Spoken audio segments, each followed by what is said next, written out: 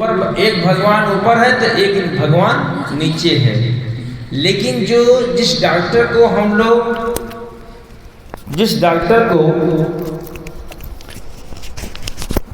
लोग भगवान का रूप मानते हैं, आज वही ब्राह्मण जो है, वही डॉक्टर जो है अपने कर्तव्य से विमुख हो गया है ना। और आज की इस परंपरा में गुरु तो बहुतेरे घूम रहे हैं, लेकिन अब प्रश्न ये है कि गुरु बनाया किसको जाए। गुरु तो बहुत घूम रहे हैं, परंतु ये हमें सोचना है कि गुरु बनाया किसको जाए।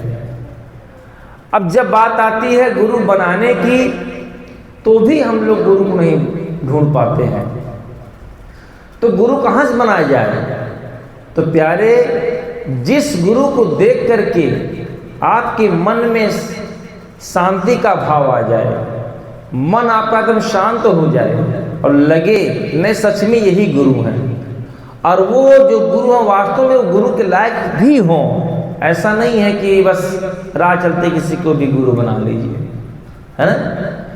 तो अगर आपने गुरु बना लिया किसी को, तो जीवन पर्यंत आप उसकी बातों को मानते हुए और उसके शरणागत ही रहना है। अगर आप नहीं रहेंगे तो आपका कल्याण होने वाला नहीं है।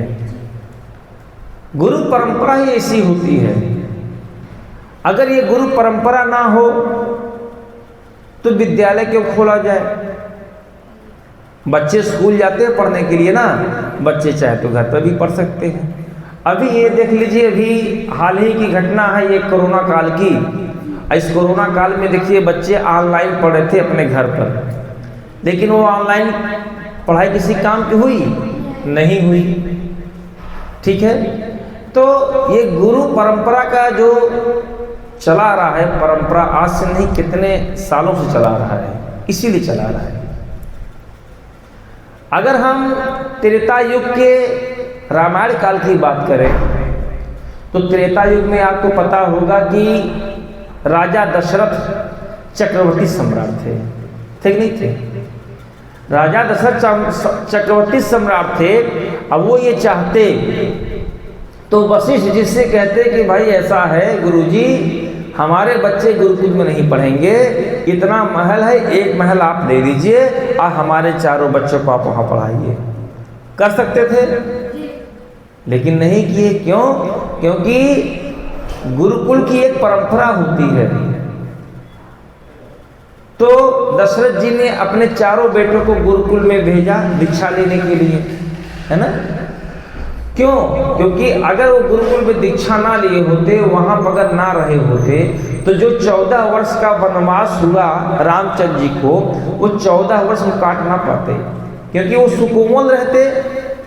लेकिन गुरुकुल में जाकर के गुरु ने उनको खाना बनाना सिखाया, जमीन पर सोना सिखाया, पैदल चलना सिखाया, मेहनत करना सिखाया। तो ये आप लोगों का भी सौभाग्य है, और आप लोगों से ज़्यादा आपके माता पिता का सौभाग्य है कि वो अपने बच्चों को गुरुकुल में भेजे हैं, गुरुकुल परंपरा को सीखने के लिए, वेद का अध्ययन करने के लिए। नहीं तो जिस उम्र में आप लोग यहाँ पर वेद का अध्ययन कर रहे हैं प्यारे, इससे बड़े बड़े बच्चे तो आज खेल कूद रहे हैं, उनको टीवी मोबाइल इन सबसे ही फुर्सत नहीं है। तो आप लोगों का सौभाग्य है प्यारे कि आप लोग समय रहते हुए गुरुकुल में आकर के गुरुकुल की परंपरा वो निभा रहे हो। तो आप लोग हमारे वैदिक सनातन धर्म के स्तंभ हो। आप ही लोग जाकर के जगह जगह हमारे वैदिक सनातन धर्म का प्रचार करोगे, सनातन धर्म का प्रचार करोगे, हमारे जो धर्म हिंदू धर्म है उसका प्रचार करोगे। दूसरा नहीं कोई करने जाएगा। आज हम आपको जो शिक्षा दे रहे हैं, यही आप बड़े होकर के दूसरों को शिक्षा दोगे। लेकिन जो शिक्षा लिया ही नहीं है, जो ज्ञान लिया ही नहीं है, वो दूसरे को क्या ज्ञान देगा? तो ज्ञान देने से पहले ज्ञान अर्जित करना भी आवश्यक है।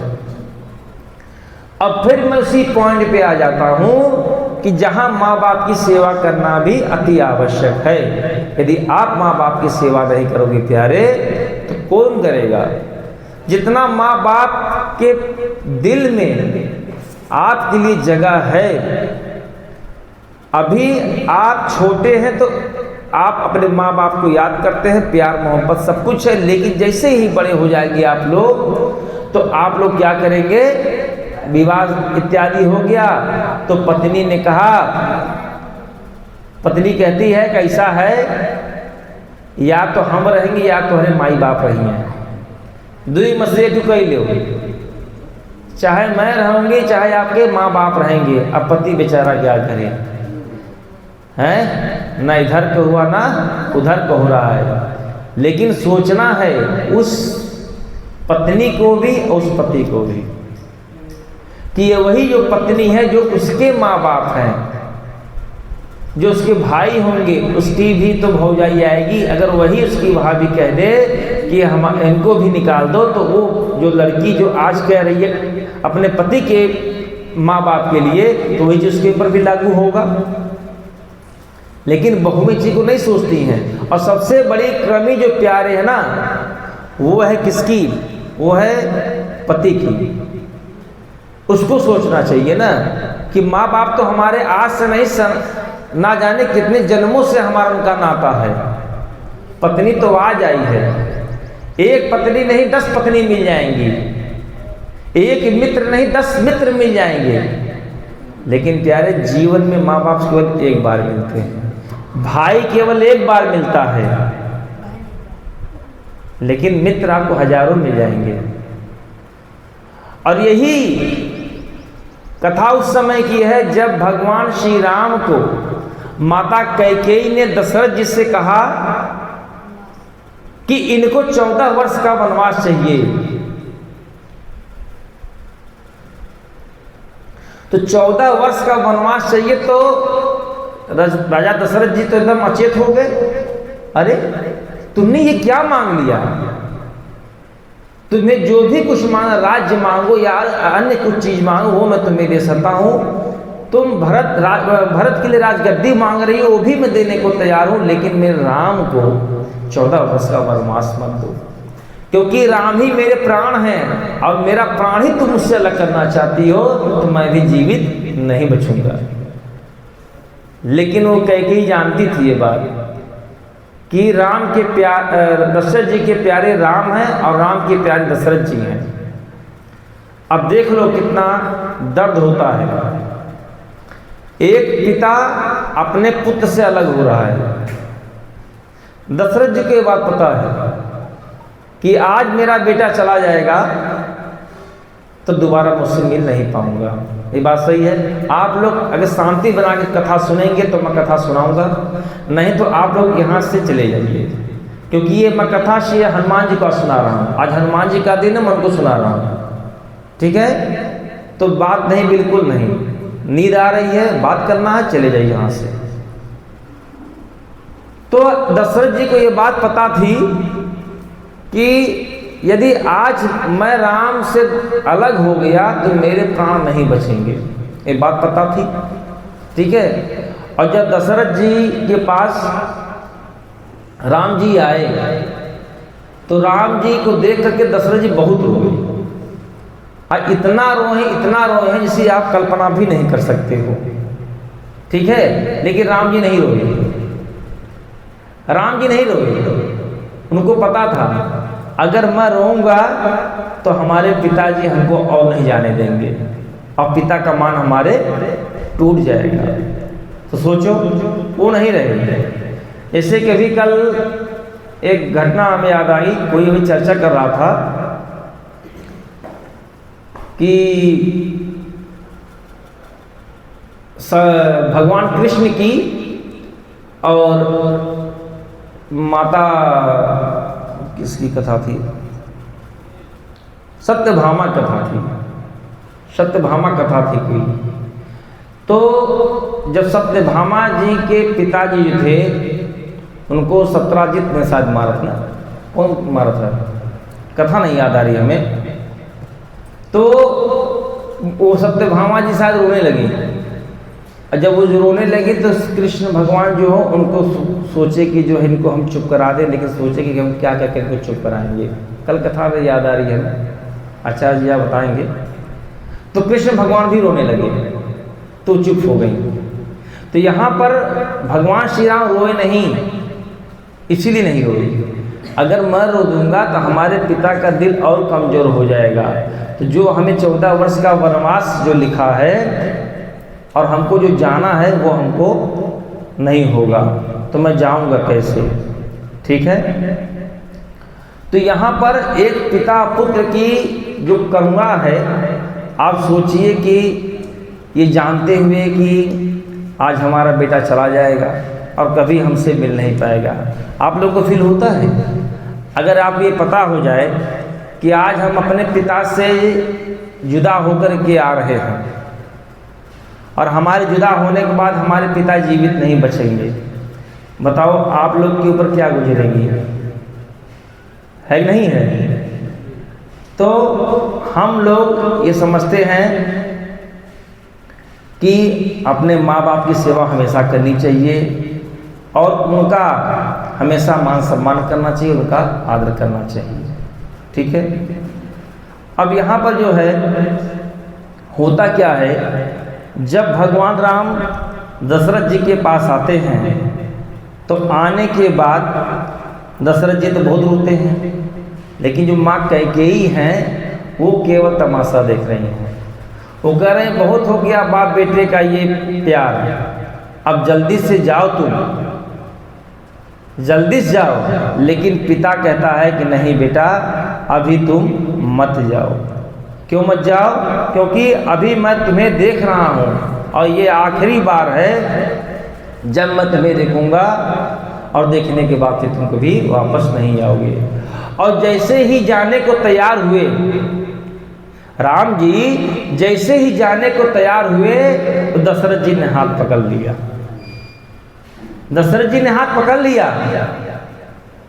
तो दशरथ जी क्या कहते हैं, जरा देर ठहरो राम, जरा देर ठहरो राम, तमन्ना यही है, अभी हमने जी भर के देखा नहीं है, अभी हमने जी भर के देखा नहीं है।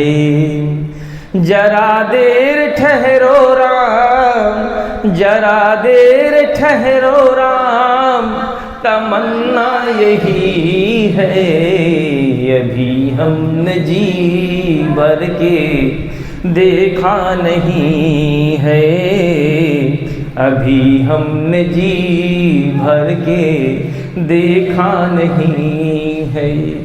दशरथ जी रो रहे हैं, श्री राम जी का हाथ पकड़ के रो रहे हैं, और ऐसे रो रहे हैं जैसे एक छोटा बच्चा रोता होगा। क्योंकि जो माँ बाप का प्यार अपने बच्चों के लिए होता है ना प्यारे, उस प्यार को, उस दर्द को केवल एक माँ बाप ही समझ सकता है और कोई दूसरा नहीं समझ सकता है।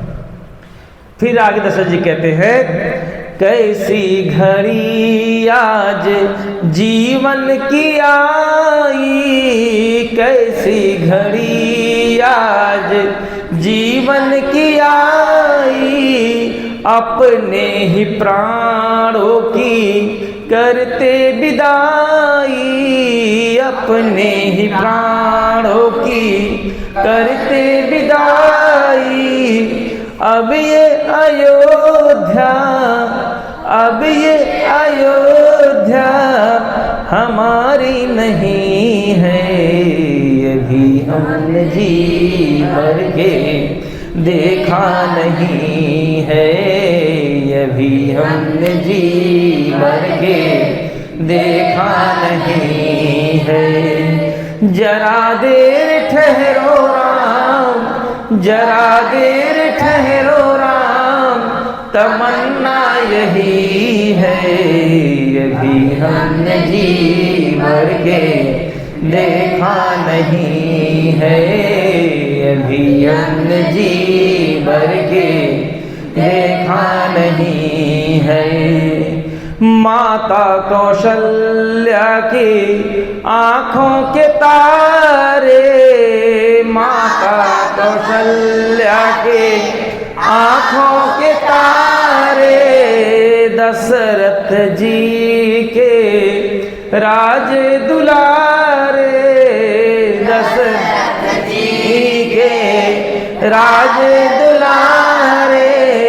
कभी ये अयोध्या को, कभी ये अयोध्या को भुलाना नहीं है। अभी हमने जी भर के देखा नहीं है, अभी हमने जी भर के देखा नहीं है। जरा देर ठहरो राम, जरा देर ठहरो राम, तमन्ना यही है। अभी हमने जी भर के देखा नहीं है, अभी हमने जी भर के देखा नहीं है। जाओ जाओ राम समय हो रहा है, जाओ जाओ राम समय हो रहा है। घरों का उजाला भी कम हो रहा है, घरों का उजाला भी कम हो रहा है। अंधेरी निशान का, अंधेरी निशान का ठिकाना नहीं है। अभी हमने जी भर के देखा नहीं है, अभी हमने जी भर के देखा नहीं है। जरा देर ठहरो राम, जरा देर ठहरो राम, तमन्ना यही है। अभी हमने जी भर के देखा नहीं है, अभी हमने जी भर के देखा नहीं है, अभी हमने जी भर के देखा नहीं है, अभी हमने जी भर के देखा नहीं है। तो प्यारे, हमें आप सबको सबसे यही कहना चाहता हूँ कि यदि आप अपने माँ बाप के लिए सेवा नहीं करेंगे तो प्यारे आपका कोई लाभ होने वाला नहीं है। आइए इसी बात पर हम लोग एक छोटा सा भजन गाते हैं, उसके बाद फिर अपनी बातों को रखा जाएगा। होता है कभी आपको देखा है, लेकिन उसके बाद आप देखेंगे उसके बाद जो कथा चलती है वो निरंतर चलती रहती है और बहुत अच्छे से कथा हो जाती है, हैं? तो हो सकता है कि आज यहाँ भी जो अवरोध उत्पन्न कर रहे हैं कौन? अग्नि देवता। ये अग्नि ही के तो कारण है। बिजली क्या है? अग्नि है, हैं? बिजली अग्नि तो है, तो वही अवरोध उत्पन्न कर रहे हैं। और कारण क्या है? हनुमान जी। हनुमान जी को हम उससे देखते हैं मंगल। मंगल क्या है? अग्नि तत्व तो है ना? अग्नि तत्व से देखते हैं, तो वही समझ लीजिए। तो अवरोध उत्पन्न हो गया थोड़ा सा, तो कोई बात नहीं। तो हम लोग आज जो है इससे ही भगवान कथाएं, भजन, कीर्तन ये सब होना ही चाहिए।